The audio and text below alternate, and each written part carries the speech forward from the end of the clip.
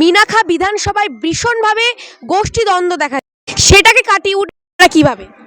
না, মিনাখায় তো গোষ্ঠীদ্বন্দ্ব নেই, সামান্য মতপার্থক্য ছিল আমাদের মধ্যে। সে একটা ব্লক মানে 3টে ব্লক নিয়ে তো 3টে সাংগঠনিক ব্লক নিয়ে মিনাখা বিধানসভা। মিনাখা বিধানসভার এক কোণে একটু একটু অসন্তোষ ছিল, সে অসন্তোষ আমরা বসে মিটিয়ে নিয়েছি। কোনো গোষ্ঠীদ্বন্দ্ব নেই। আমরা এবার বিপুল ভোটে জিতছি মিনাখা বিধানসভায়। ম্যাডাম আছে আমাদের সামনে আমাদের সাথে। তো ম্যাডাম আগের বারেও উনি এমএলএ ছিলেন এই মিনাখা বিধানসভায়, এবারেও উনি জনগণের থেকে ঠিক কেমন সাড়া পাচ্ছেন? দেখুন, জনগণের সঙ্গে আমরা তো মিছিল মিটিংয়ে যাতে বার হচ্ছি, প্রচুর মানুষ বার হচ্ছে, জনগণের প্রচুর সাড়া আছে।